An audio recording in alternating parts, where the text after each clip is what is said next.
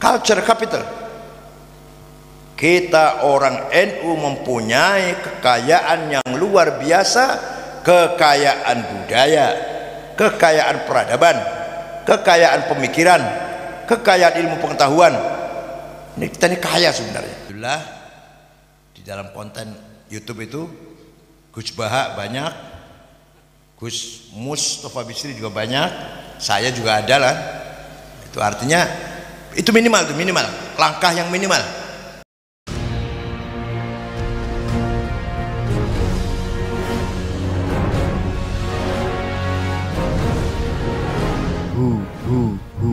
Allah. Assalamualaikum warahmatullahi wabarakatuh. Bismillah. Alhamdulillah. Wassalatu wassalamu ala sayyidina wa maulana Muhammad Rasulillah wa ala alihi wa sahbihi wa man tabi'a sunnatahu wa jama'atah min yaumina hadha ila yaumil ba'thi wan nahdah. Yang saya hormati dan saya banggakan Rektor UNU NTB Ibu Dr. Hajah Baik Mulyana. Jadi kalau orang Jawa Mulyono. Para wakil rektor, para dekan, para dosen, tamu undangan, adik-adik semuanya, mahasiswa dan mahasiswi yang saya banggakan. Pada tahun 1983 ada seorang guru besar ahli ilmu politik dari Harvard namanya Samuel Huntington. Dia memberikan kuliah umum mengatakan bahwa nanti yang akan datang akan terjadi class civilization, perang budaya. Perang budaya ini lebih dahsyat daripada perang senjata.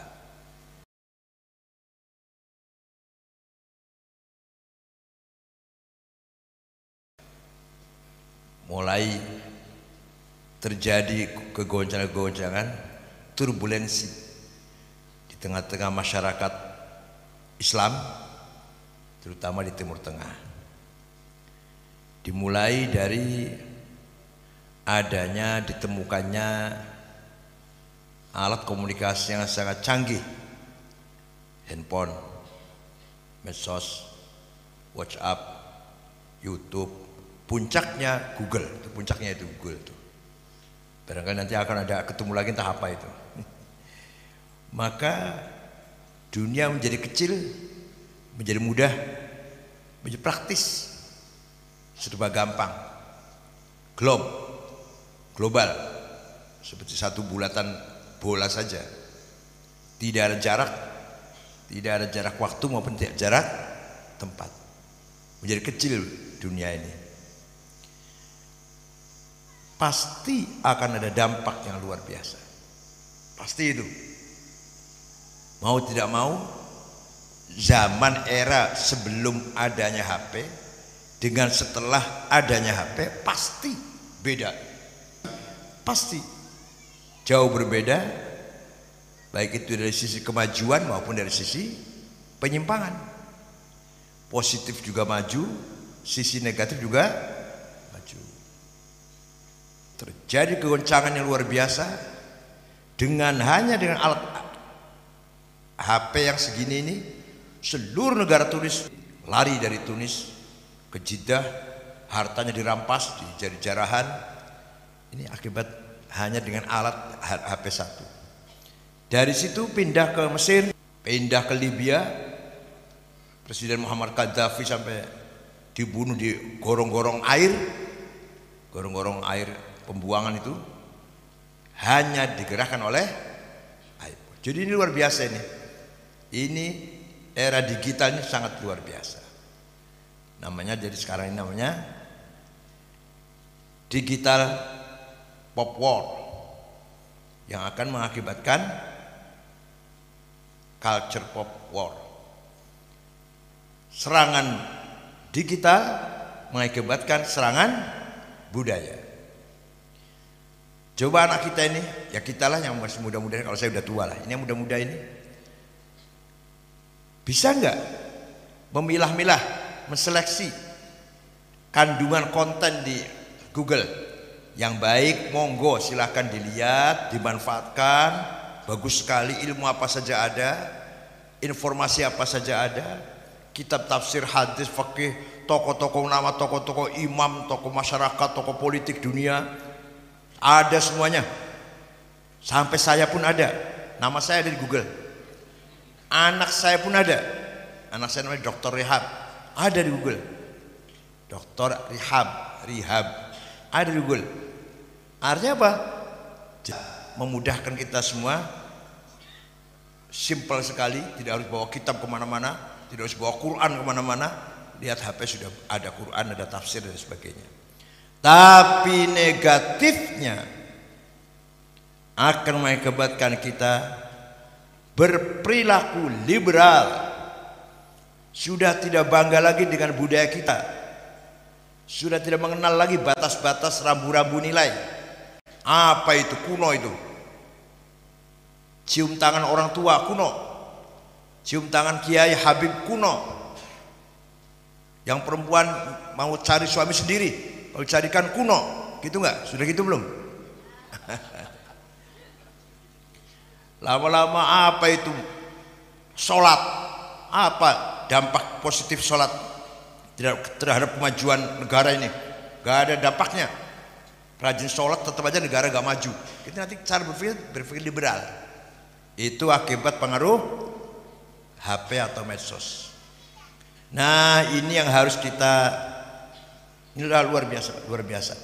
Saya nggak tahu anak cucu saya nanti yang akan datang seperti apa.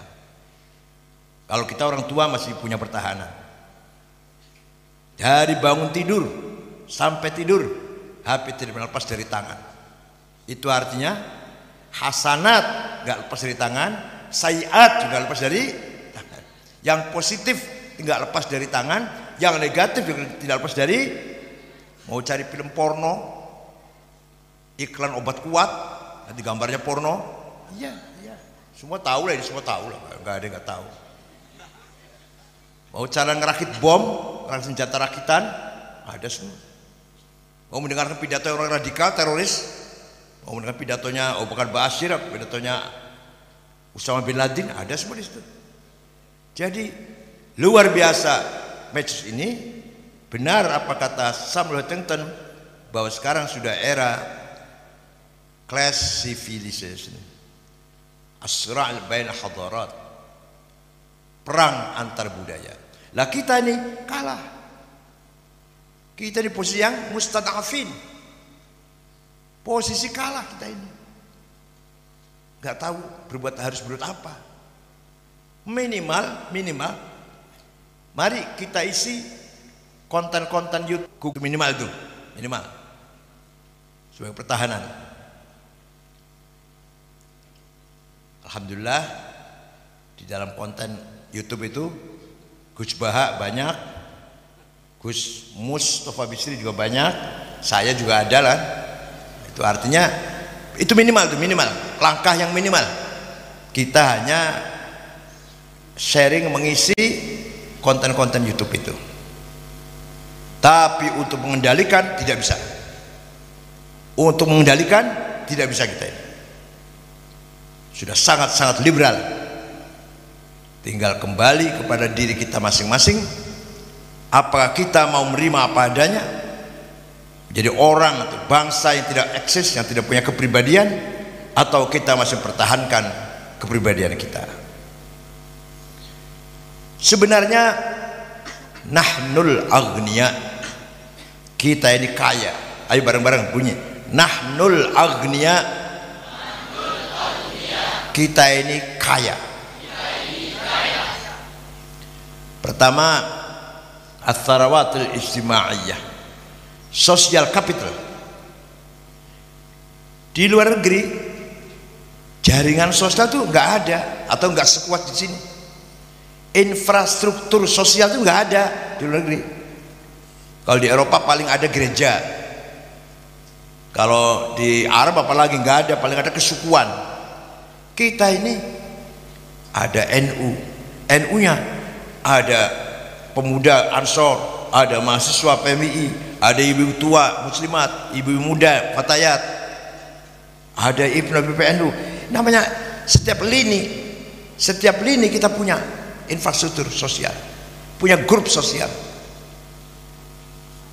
Muhammadiyah begitu pula, Nahdlatul Wathon begitu pula. Luar biasa kita ini, jauh lebih baik daripada Timur Tengah. Saudara mau, kalau saudara pergi ke Timur Tengah, mau ketemu dengan pemuda Islam misalnya, gak ada. Pernah pemuda Ansor dengan pemuda Muhammadiyah pergi ke Saudi, saya masih di sana, ingin ketemu dengan pemuda Saudi, yang gak ada organisasi pemuda. Ada yang sepak bola, ada Torekot, ada jaringan Torekot, Jamiatul Qur'an Hufat penghafal Quran, ada jaringan pesantren RMI, ada. Ya Allah, luar biasa kita ini, udah cukup dah.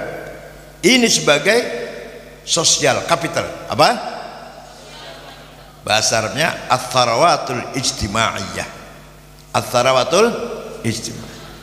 Kalau kita mampu membudayakan, mengeksplorasi, memanage, mentadbir kekayaan ini, sebenarnya kita ini dahsyat luar biasa. Sebagai kekuatan civil society yang bertanggung jawab, ikut bertanggung jawab membangun, memajukan, menggerakkan roda negara ini, bahkan menjaga keselamatan kota NKRI. Ada kekuatan sosialnya. Jadi nomor 2 baru kekuatan tentara, kekuatan politik, nomor 2, 3, 4 itu. Nomor 1 kekuatan masyarakat dulu. Paham tidak? Nah, oleh karena itu kekayaan sosial yang sangat baik ini tanggung jawab kita. Kita ikut bertanggung jawab bagaimana agar tetap utuh, tetap eksis, tetap kuat, jangan sampai terkontaminasi oleh cara berpikir barat, cara berpikir liberal. Itu tanggung jawab kita semua.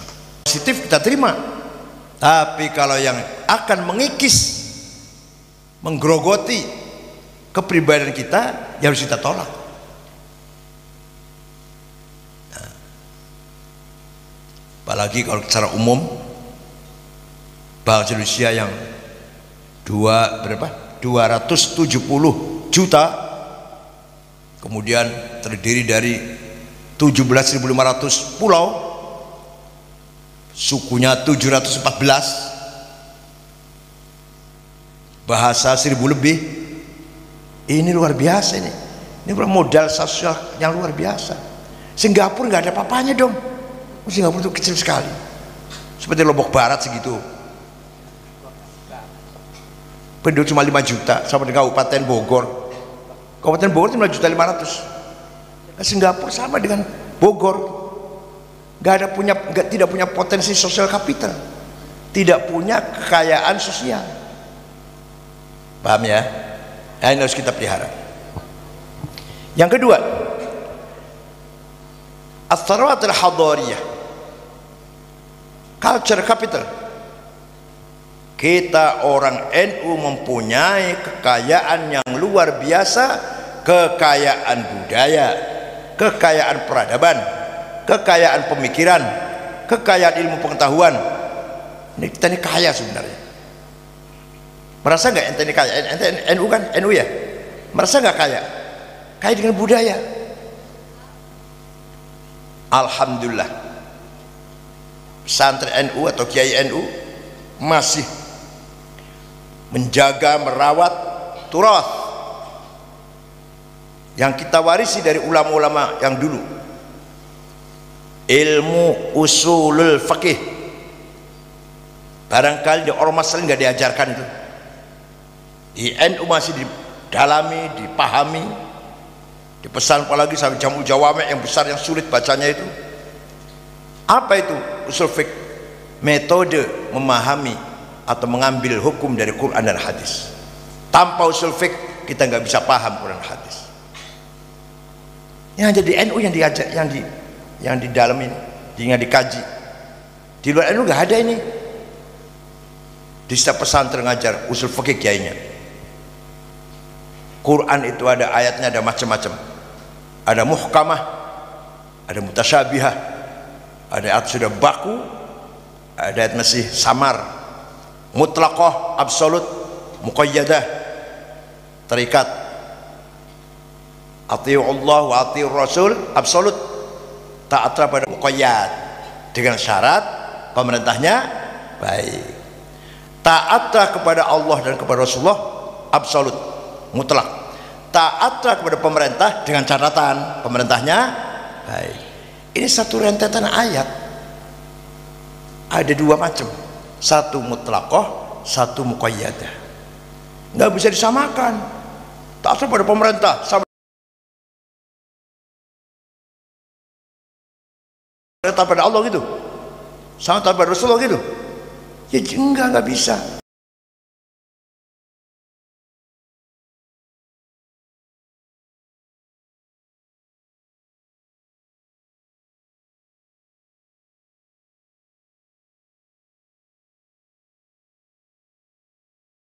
Taat pada Allah dan Rasulullah tanpa tawar menawar.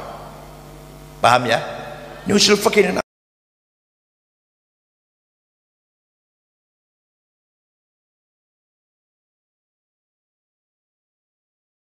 Musola wajib sholat umum siapa saja, kaya miskin, pejabat rakyat, pinter bodoh, laki perempuan wajib sholat.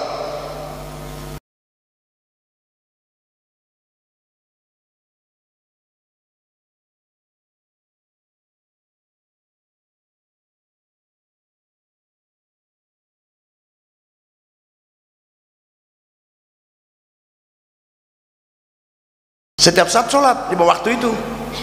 Kalau perang, kalau lagi perang wajib kita ikut perang, pertahankan kebenaran.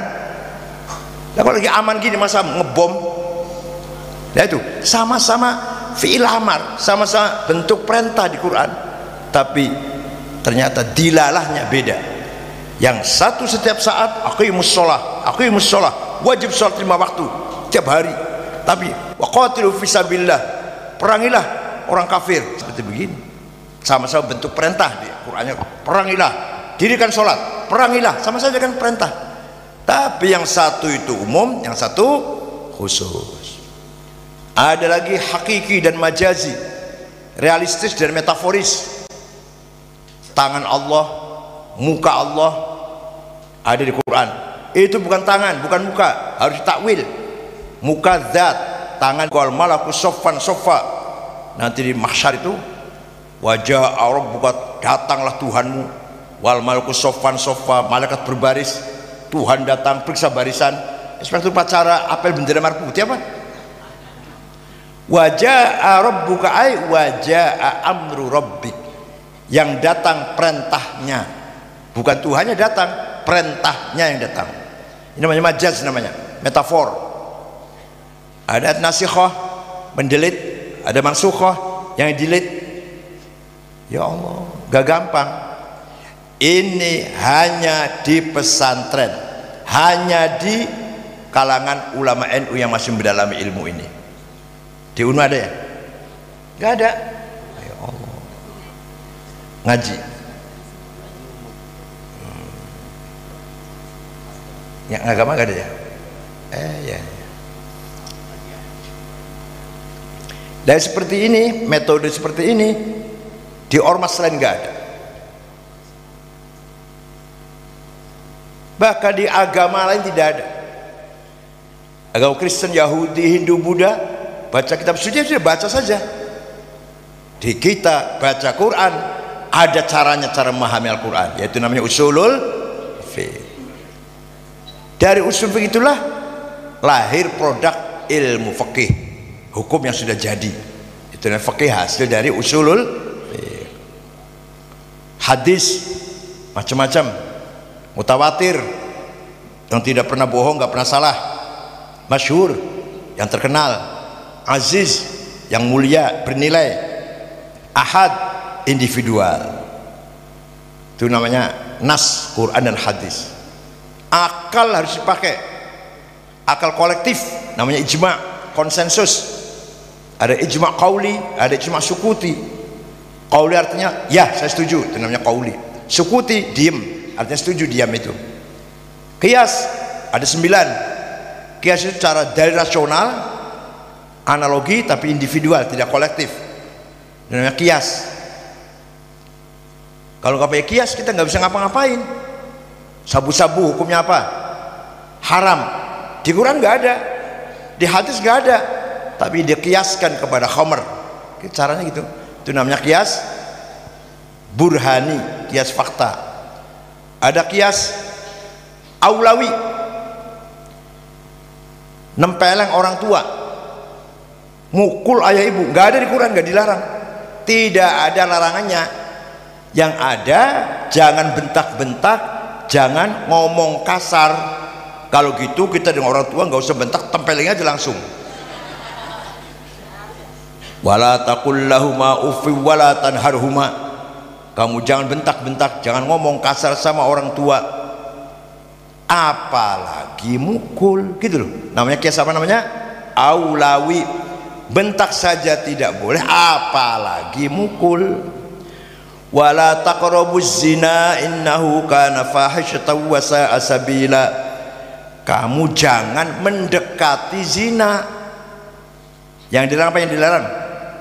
Mendekati. Kalau zinanya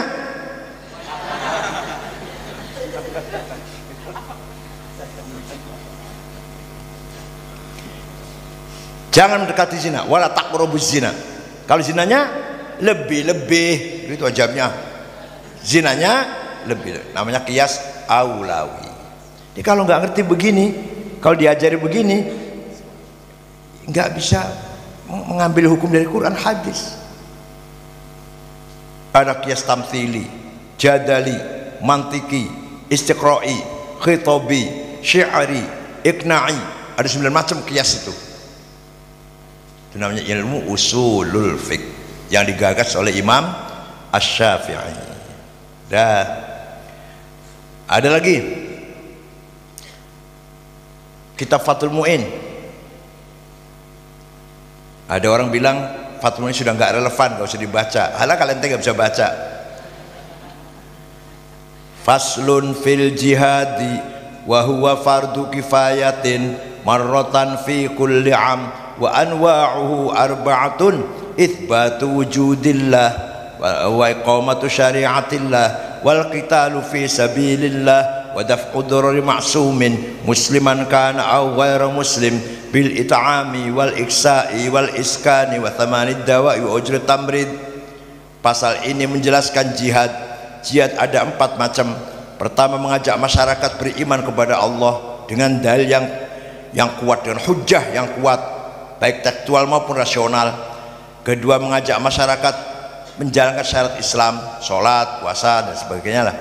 Yang ketiga, bila perlu perang, angkat senjata.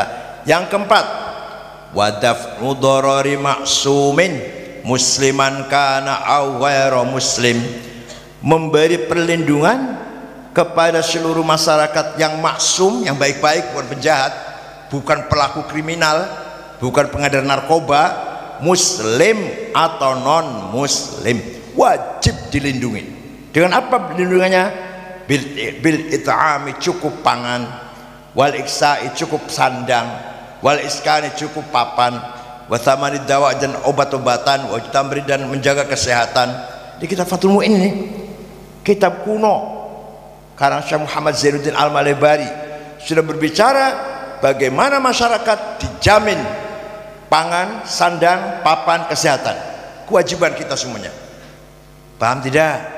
Ini hadharah kita namanya. Ini namanya kemajuan-kemajuan yang kita miliki. Kitab Fathul Mu'in mempunyai konsep penjelasan bagaimana menjaga masyarakat yang baik-baik. Ini harus kita pegang. Belum lagi masalah, ini contoh saja, ini masalah waris, masalah munakaha, masalah muamalah. Itu kitab kuning namanya, Kutubut Turath, kitab kuno, merupakan hazanah ilmiah Islamiyah, harus kita jaga. Namanya hadharah kita. Paham tidak? Di antara hadharah kita, budaya kita adalah menjaga tradisi, menjaga warisan di leluhur kita. Di Timur Tengah nggak ada orang lewat depan orang tua dungkuk, nggak ada. Gini nggak ada. Memberikan sesuatu harus tangan kanan, nggak ada di Timur Tengah. Hatta kiainya, hatta ulamanya. Saya sering dapat tamu dari Timur Tengah, ulama atau dokter-dokter lah, ngasih kartu nama pakai tangan kiri. Itu hal yang biasa. Tapi kalau di sini gimana? Bagus gak itu? Ada mentang-mentang dari Arab nanti tangan kiri, mentang-mentang dari Eropa, oh sana kemari bawa botol bir, terus ciuman di tengah jalan sana karena keluar Eropa.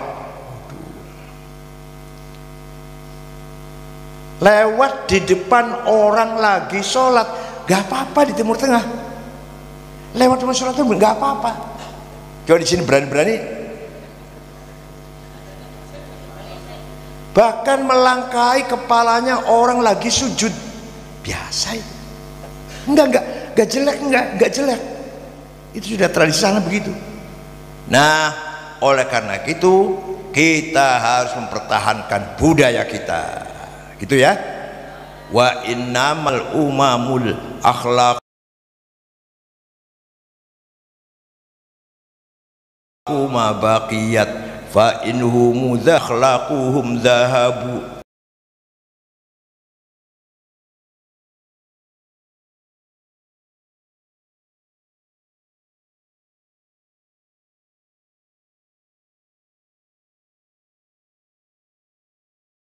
Dan akhlaknya, bukan agamanya.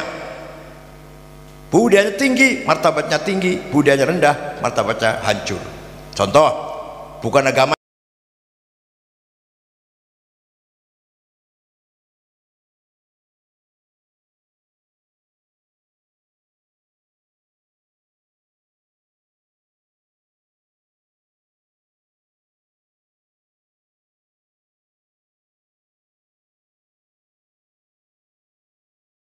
%100% muslim, satu orang nggak ada non muslim.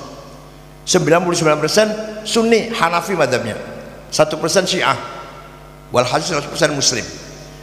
Sukunya cuma 7. Pakistan lagi Maulid Nabi dibom, Jumatan dibom, rumah sakit dibom, madrasah dibom, Presiden Burhanuddin Rabbani bunuh, presidennya Burhanuddin Rabbani dibunuh.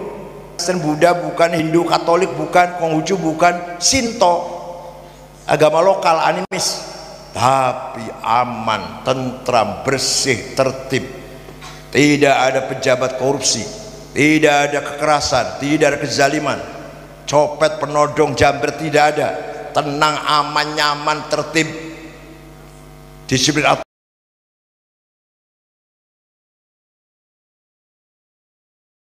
Malam-malam jalan di kota tenang, nggak usah khawatir. Ingin ke Jepang? Nah, padahal bukan orang Islam tuh. Artinya agama dengan budaya penting mana? Jawab, agama dan budaya penting mana? Budaya. Syukur-syukur, ya ini syukur-syukur orang NTB ini agamanya Islam, Ahlussunnah wal Jamaah, budaya maju, apa itu sih?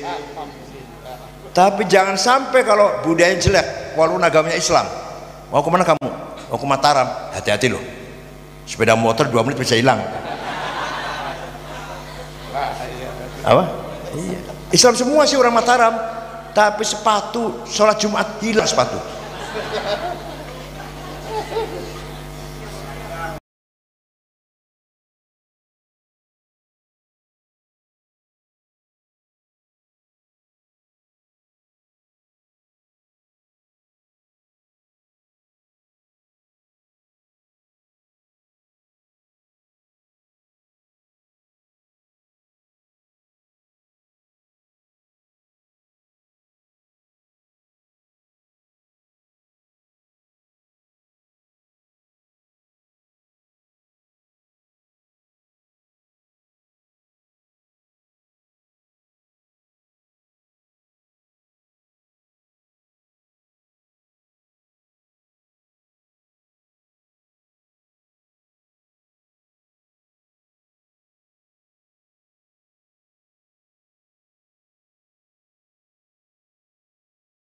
khutbahnya ngomongnya khudul budaya, tidak punya ciri khas tipologi budaya sendiri.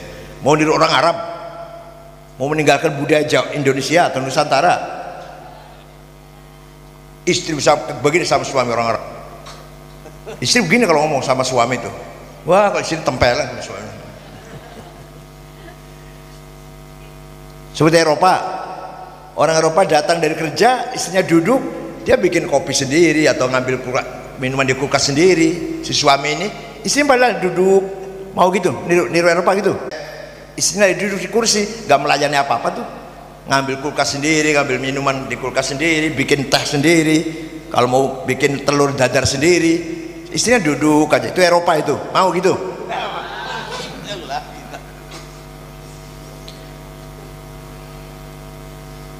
Hadarah, thaqafah adalah harga diri, eksistensi kita. Jadi kalau ada orang pidato, mari kita jaga persatuan dan kesatuan Indonesia, itu jangan hanya teritorial, jangan hanya geografi, tapi budaya.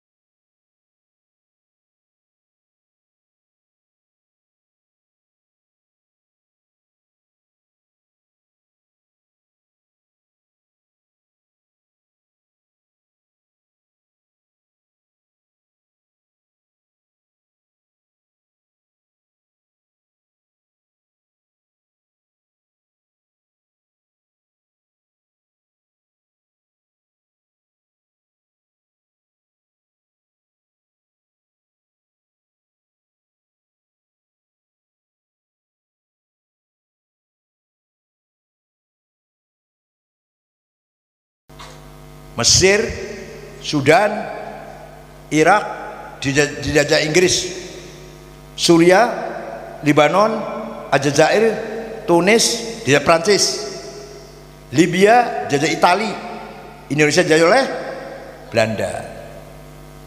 Khilafah Turki Ottoman waktu itu masih sistem khalifah, sistem khilafah waktu itu, pemimpin besar dunia Islam. Khilafah Ottomani di Turki, la haula wala quwata, tidak bisa melawan, berbuat apa-apa terhadap penjajah. Rajul marid, the sick man, orang sekarat, orang lagi sakit, gak bisa berbuat apa-apa. Kiai Haji Hashim Asy'ari, pendiri Nahdlatul Ulama, kakeknya Gus Dur, harus tahu kakeknya Kiai Hashim Asy'ari tahun 14 sudah tahu ini nanti khilafah akan bubar.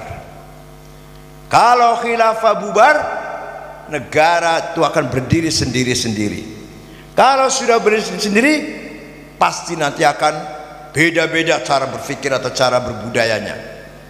Hashim Asy'ari segera mengeluarkan jargon hubbul waton minal iman. Ini kelihatan sepele, ungkapan yang sederhana, tapi dalam sekali artinya. Apa artinya? Itu merupakan ikatan kesatuan antara agama dan politik. Kamu menjadi orang Indonesia harus beragama. Kamu beragama harus cinta tanah air. Kamu nasionalis harus beragama. Kamu beragama harus nasionalis. Luar biasa maknanya itu. Di Timur Tengah tidak ada. Saya 13 tahun di Timur Tengah. Saya 13 tahun di Timur Tengah. Ini sebab musabab mengapa di Timur Tengah mudah perang saudara. Irak, Suriah, Yaman, Libya sampai sekarang belum selesai karena belum ada titik temu pemahaman agama dan kebangsaan nasionalis.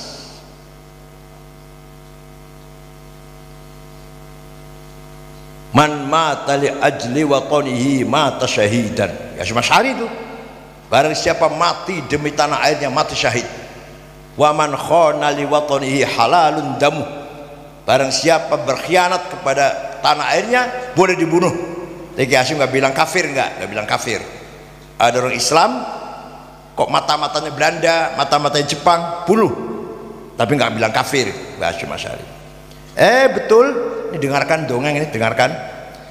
Tahun 1924 khilafah bubar, dibubarkan oleh tokoh ideolog Turki namanya Mustafa Kemal Atatürk. Di negara Turki modern, nasionalis, sekuler, menteri haji dibubarkan. Orang Turki mau haji enggak, bukan urusan pemerintah. Pakai kopiah haji, pakai gamis dilarang. Di dalam masjid boleh, luar masjid dilarang. Tangkap. Nama tidak boleh terlalu Arab. Muhammad gak boleh, Mehmet. Yusuf tidak boleh, Yosef. Ayub, Eop. Khadijah, Tecite. Ali, Alija. Jangan terlalu Arab. Ini bukan Arab katanya, ini kita negara Turki, bukan Arab. Nasionalis. Gambar-gambar khalifah dilarang. Malah di Ankara, ibu kota baru, azan diganti bahasa Turki. Sekuler 100%. Sekarang sudah enggak sekarang. Ini dulu ceritanya awal mula berdiri Republik Turki. Turki merdeka jadi negara nasional. Nah yang lain mana? Yang tadi saya sebutkan, Irak, Mesir, Sudan, Aljazair, Libya, ya masih dijajah.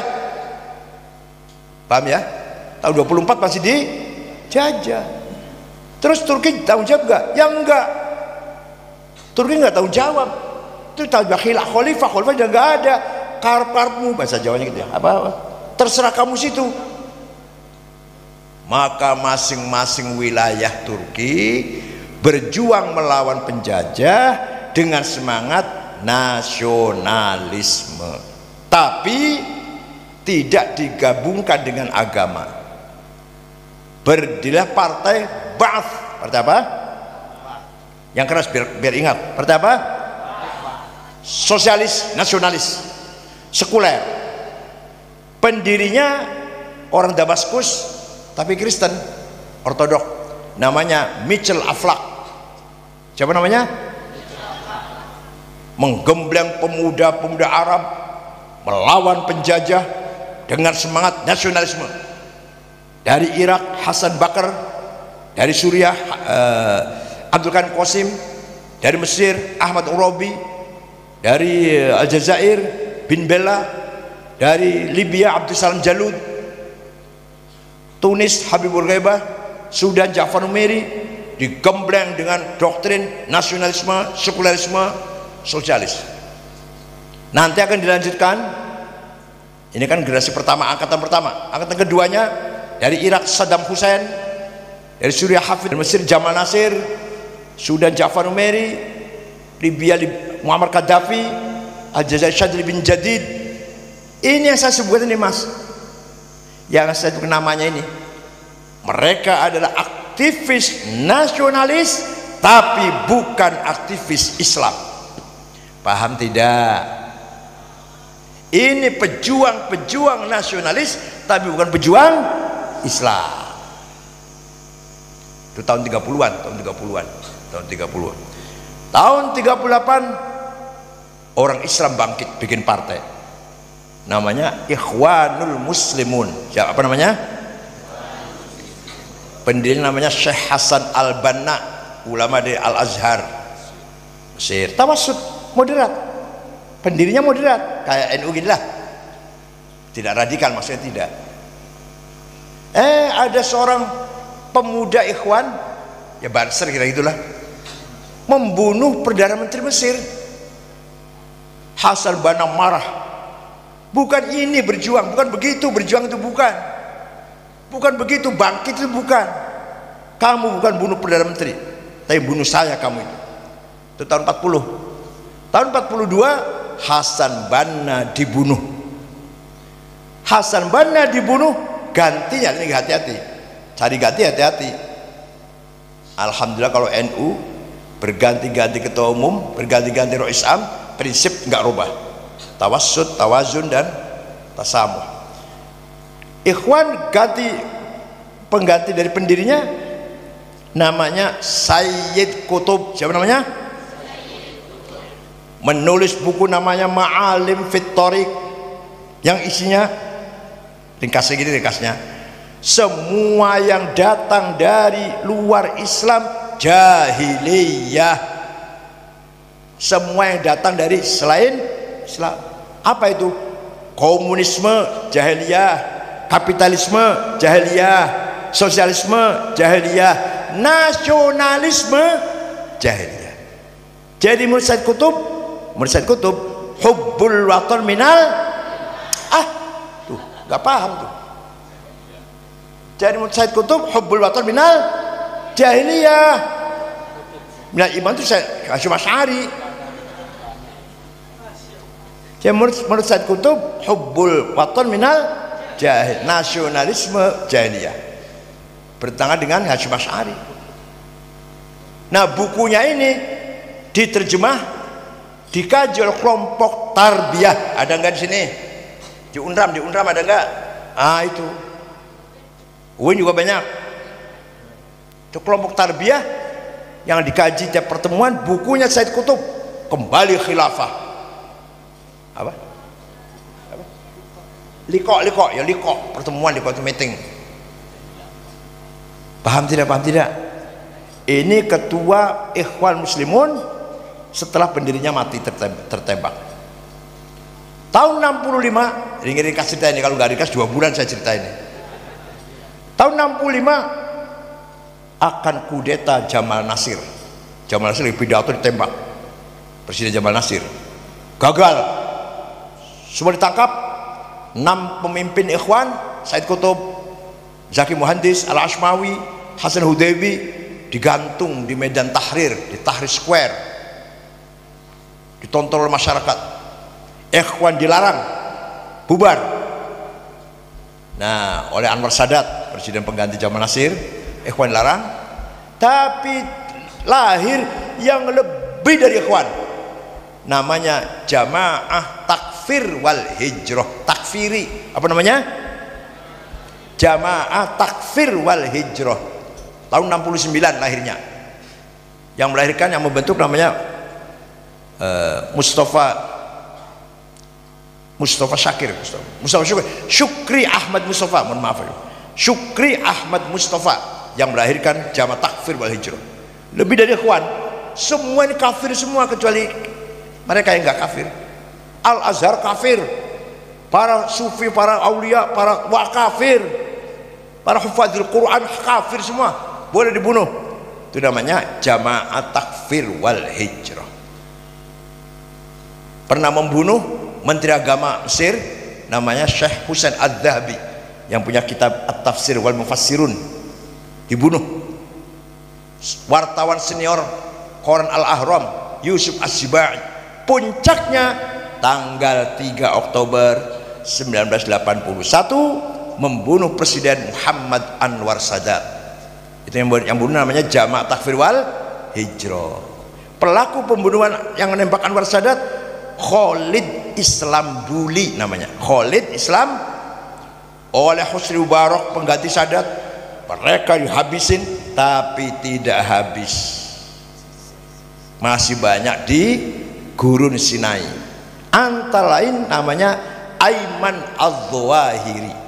Ayman Al-Zawahiri nanti ketika Osama bin Laden membentuk Al-Qaeda, Ayman lari ke Afghanistan bergabung dengan Al-Qaeda. Itu kapan Al-Qaeda dibentuk? Wah, ini cerita panjang nanti. Ini panjang ceritanya nanti. Paham tidak? Ini pertanyaan, kapan itu Al-Qaeda dibentuk? Kok Ayman Al-Zawahiri lari ke sana? Kemudian ISIS, kapan ISIS lahirnya itu? Siapa pendirinya? Wah, ini 2 bulan cerita, begini 2 bulan nih.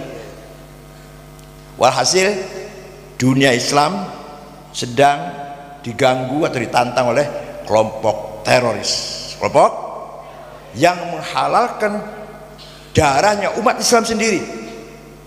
Kalau Ikhwan enggak, kalau Ikhwan non muslim.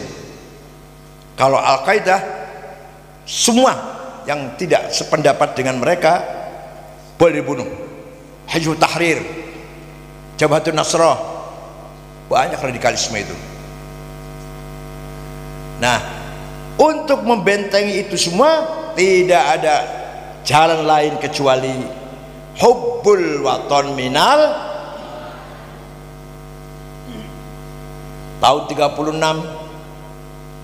NU Muktamar Banjarmasin Kalimantan Selatan, keputusannya bahwa Indonesia bukan negara Islam, bukan negara kafir, negara kebangsaan. Sistemnya adalah muatonah citizenship, bukan masalah agama tapi keluarga negaraan. Agama apa saja, suku mana saja, semua adalah ikhwah, semua adalah saudara sebangsa dan setanah air. Itu Darussalam namanya. Menurut NU Darussalam. Kalau menurut Muhammadiyah Darul Ahdi wal Mitsaq, Darul Muahadah wal Mitsaq. Nah, sama aja lah. Kalau Darussalam NU negara yang damai. Kalau Muhammadiyah negara kesepakatan. Artinya itu negara kesepakatan. Bukan negara agama, bukan negara suku. Negara Indonesia, di dalamnya sekian agama dan ratusan suku. Semua adalah diikat dengan satu visi misi sebagai bangsa Indonesia berdasarkan Pancasila. Ya, itu udah komitmennya Nahdlatul Ulama sejak tahun 36. Maka Kiai Hasyim masuk dalam panitia persiapan kemerdekaan Indonesia.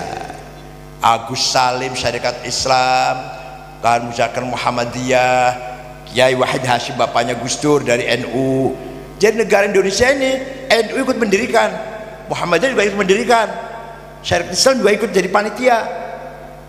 Jangan dikira NU cuma nonton. Kiai Wahid Hasyim bapaknya Gus Dur anggota panitia tim 9 panitia persiapan kemerdekaan Indonesia. Ringkas cerita, 17 Agustus 45 merdeka. Dah. Agustus, September, Oktober ada berita, baru 1,5 bulan merdeka ini, ada berita bahwa ada pasukan Inggris mau datang ke Indonesia, namanya NICA, Netherlands and Civil Administration. Apa tujuannya? Tujuannya untuk mencari tentara Belanda yang masih ada dalam penjara, jadi penjara Jepang. Jadi dulu kan Belanda kalah oleh Jepang, beberapa tentara ada yang masih dalam penjara. Begitu merdeka masih ada Belanda di dalam penjara yang dipenjara oleh Jepang. Nah, mereka ini datang ke sini mau mencari orang-orang Belanda yang ada dalam penjara, dibawa pulang. Tapi ternyata bawa senjata berat, sampai bawa pesawat tempur. Wah, ini bukan untuk mencari tahanan sih, ngejak perang ini namanya. Maka Bung Karno, Pak Hatta, dan Sudirman rapat atau musyawarah, harus kita lawan, harus dilawan rakyat, intifadah namanya. Mengutus utusan pada Kiai Hasyim Asy'ari, bertanya, saya utusan Bung Karno, Pak Hatta, dan Sudirman, bertanya pada Kiai, apa hukumnya membela tanah air? Kiai Hasyim Asy'ari tanggal 20 Oktober memanggil ulama seluruh Indonesia dari Lombok Tengah, Kiai Faisal, Kiai Faisal, dari Palembang Kamil Soleh, dari Banten Ajengan Falak Pak Gento Abdurrahman, dari Bogor Ajengan Falak, dari Betawi Marzuki, dari Cirebon Kiai Abbas Buntet, dari Semarang Kiai Ridwan, Lasem Kiai Maksum, Kudus Raden Asnawi Kudus, dari Cepu Kiai Hasan, Jember Kiai Mahfud Siddiq, dari Lombok Kiai Faisal Lombok Tengah, Praya. Tanggal 20 Oktober berunding musyawarah, tanggal 22 Oktober keputusannya membela tanah air, hukumnya fardu ain. Apa? Semua individu wajib bela tanah air, sama seperti wajibnya sholat 5 waktu, sama. Bukan fardu kifayah, bukan fardu ain. Maka begitu nikah datang di Surabaya, masyarakat Jombang, Sidoarjo, Pasuruan, Gresik, Surabaya siap atas perintah Hasyim Asy'ari menghadang nikah. Terjadi peperangan yang tidak seimbang, jadi jelas tidak seimbang lah. Yang dari santri dipimpin oleh Kiai Abbas Buntet Cirebon. Hati-hati dengan orang Cirebon, makanya hati-hati. dan wakilnya adalah Kiai Wahab dari Tambak Beras. Terjadi peperangan tidak seimbang, korban kita 16.000 orang. Tanggal 10 November berhenti, perang berhenti. Kenapa? Karena Brigjen Malabi, komandan Nika, mobilnya meledak. Ini pasukan komandannya namanya siapa? Brigjen Malabi. Mobilnya meledak, Malabi mati, ajudan mati, sopir mati. Yang pasang bom bukan tentara, santri Tebuireng, namanya Harun. Siapa namanya? Hanya saja Harun tidak lari, ingin lihat hasil ledakannya itu, dikira mercon. Harun pun mati. Langsung berhenti perang. Ada santri namanya Asy'ari naik ke atapnya Hotel Orient, sekarang Hotel Majapahit namanya Surabaya, merobek-robek bendera Belanda, mengibarkan merah putih. Dari bawah ditembakin, mau yang nembak, hanya saja yang nembak kurang pinter, pleset terus. Bukan karena dia jadok, bukan. Itulah yang disebut Hari Santri Nasional asal usulnya. Nah, ceritanya Pak Jokowi waktu kampanye periode pertama, kalau saya menang akan ada Hari Santri. Menang, Pak Jokowi mengatakan Hari Santri tanggal 1 Muharram. Saya menghadap, waktu itu saya ketua umum BWNU, kalau sekarang bodolan. Pak, kalau 1 Muharram nggak pantas jadi Hari Santri. Itu hari milik umat Islam sedunia. 1 Muharram awal Hijriah, awal tahun Hijriah. Jadi apa? 22 Oktober, di mana Hasyim Asy'ari mengeluarkan resolusi jihad yang mengatakan membela tanah air fardu ain. Presiden merintahkan Menteri Agama Pak Lukman Saifuddin mengadakan seminar, semua ormas Islam diundang, termasuk NW diundang, Muhammadiyah, Al-Irsyad, PUI, Perti, Syarikat Islam, Wasliyah, semua diundang di Hotel Salak Bogor. Narasumbernya saya, Azubadi Azro yang baru meninggal kemarin, kemudian Abdul Syarwani, Dr. Abdul Syarwani, direktur pesantren. Jam 2 siang sampai jam 9 malam semua ormas Islam sepakat Hari Santri jatuh pada hari tanggal 22 Oktober nasional. Jadi Hari Santri itu hadiah dari Pak Jokowi, tapi juga saya ikut kemeringat, saya juga ikut berjuang gitu, bisa dapat. Paham tidak? Kesimpulannya kalau di Timur Tengah nasionalis tidak religius, religius tidak nasionalis. Yang religius dan nasionalis Said Qutb, Asmawi, Zaki Muhantis, Muhammad Qutb, agama, tapi nggak pernah bicara nasionalis. Paham tidak? Jamal Nasir, Hafid Asad, Muammar Gaddafi, Saddam Hussein, nasionalis, tidak pernah bicara Islam. Di kita Kiai Haji Hasyim Asy'ari, Kiai Wahid Hashim, Kiai Ali Maksum, Kiai Marus Ali, Maulana Zainuddin, dan kiai-kiai siapa yang lain, semuanya pejuang Islam dan pejuang nasionalis. Maka Hasyim Asy'ari juga pahlawan nasional, putranya Wahid Hashim juga pahlawan nasional, Idam Khalid juga pahlawan nasional. Siapa lagi? Kiai As'ad pahlawan nasional. Siapa lagi? Kiai Muhammad Dahlan Muhammadiyah pahlawan nasional. Karena ini ada ulama-ulama pejuang Islam dan pejuang nasionalis. Di Timur Tengah nggak ada. Di Timur Tengah kalau pejuang Islam, Islam saja, kalau pejuang nasionalis saja. Saddam Hussein, Hafid Asad, Jamal Nasir nasionalis, bukan pejuang Islam. Said Qutb, Muhammad Qutb, Zaki Muhantis pejuang Islam, bukan pejuang nasionalis. Paham tidak? Jadi alhamdulillah kita umat Islam Indonesia sudah selesai memahami hubungan antara agama dan negara. Di Timur Tengah belum selesai, maka kalau perang bisa puluhan tahun. Tapi kalau Indonesia pergantian orde baru ke orde reformasi hanya 6 bulan krisis. Memang ada korban, ada bakar-bakar, ada bunuh-bunuhan, ada, tapi hanya 6 bulan. Kalau di Timur Tengah belum selesai barangkali sampai sekarang barangkali. Afghanistan sudah 40 tahun, Irak sudah 30 tahun, Suriah sudah 30 tahun, belum selesai itu. Di kita alhamdulillah Orde Baru, Pak Harto lengser, pindah ke reformasi, multi partai muncul sampai 44 partai pertama kali. Kalau sekarang berapa? 9 ya? 9 atau 8? 8. Selesai udah. Begitu ya. Jadi mari kita jaga agama kita dan kita jaga negara kita. Syukran wa dumtum fil khair barakati wan najah. Wallahul muwaffiq. Wassalamualaikum warahmatullahi wabarakatuh. Waalaikumsalam.